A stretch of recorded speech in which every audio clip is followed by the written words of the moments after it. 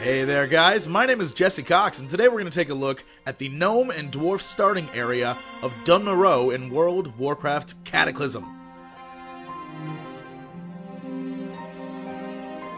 In the wake of the Cataclysm, the dwarves of Ironforge seem to be the most affected out of all the Alliance races.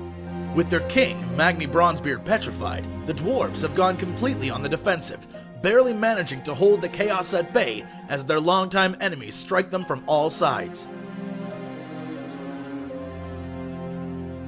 Now led by the Council of Three Hammers, the leaders of the dwarven clans, Muradin Bronzebeard, Kurdran Wildhammer, and Morogh, son of Magni, and the Dark Iron Empress, the entire dwarven capital is in political upheaval as well.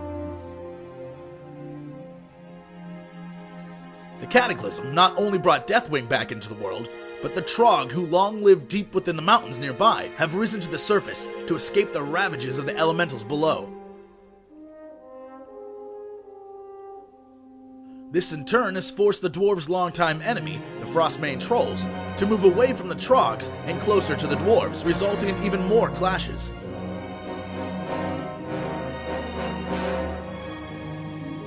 What's more, the Trolls have been apparently communicating with the angry fire elementals that could easily turn this snow-covered mountain valley into a water-filled mountain lake.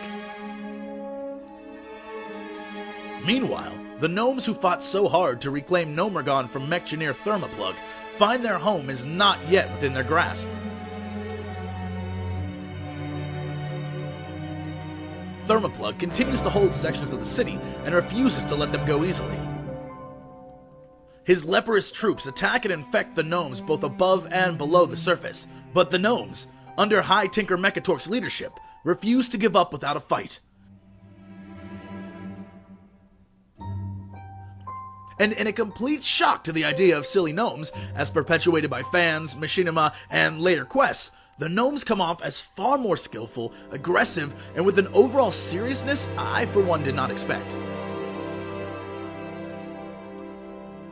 The zone itself, while lacking any major new characters or overarching storylines, does do great justice to the already established lore of the two races. It's especially humorous to find that in the middle of a complete collapse of society, the dwarves still care more about beer than their own lives. I counted at least 4 quests that require you to find or make ale. My kind of people. However, this is only the tip of the iceberg, as you find out in later quests, as if a war for Gnomeregan, trolls and trogs, and a petrified leader weren't enough, the Dark Iron Dwarves have seen their opportunity to strike.